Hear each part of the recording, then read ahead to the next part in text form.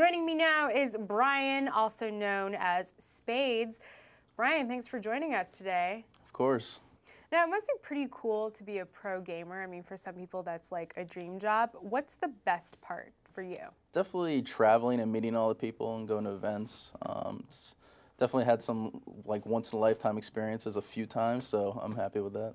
Do you have some sort of training regimen that you go through? I mean, how do you practice and prep yourself? Generally, I'll play about 8 hours a day, but if I do have an event coming up or a certain match, I'll prepare specifically for that. If you could not play StarCraft 2 for a living, what would you be doing? Probably personal investments or maybe like day trading or something like that.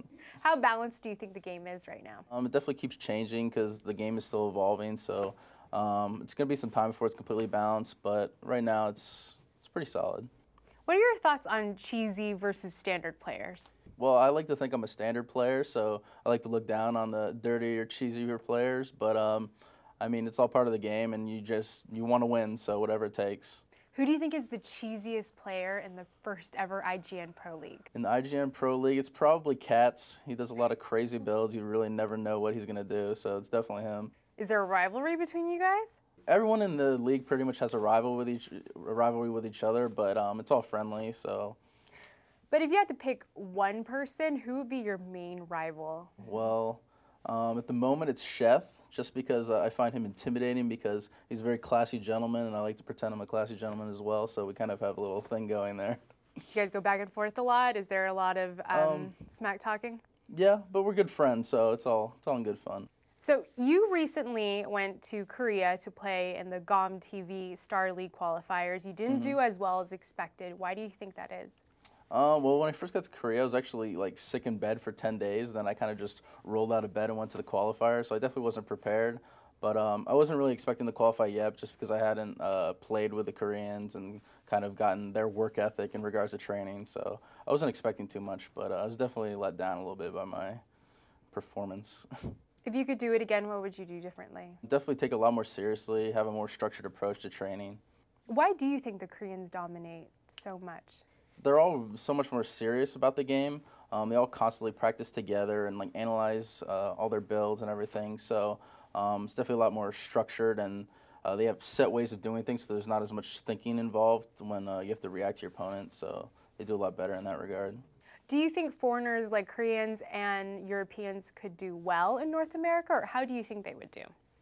They do really well. They definitely have a more aggressive style, and a lot of the Americans like to play like more standard macro games, so I think they would do really well. In the past, your father has been an obstacle to your esports career. Has that changed at all, and what has helped him change his mind?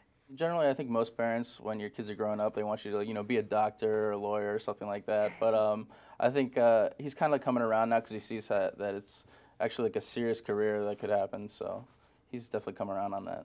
Many years ago, you were involved in a cheating scandal. What has that fallout been like, and what did you learn from that experience? Well, I definitely was immature, and I tried to cut some corners.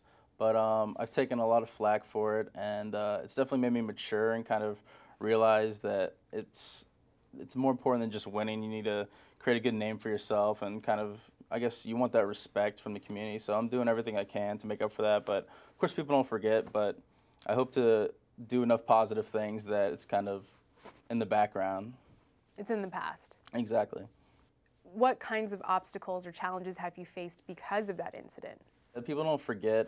I do get people still like ridiculing me for it here and there, and they don't really respect me for a lot of my accomplishments. But I mean, hopefully they'll get over that. I'm over it.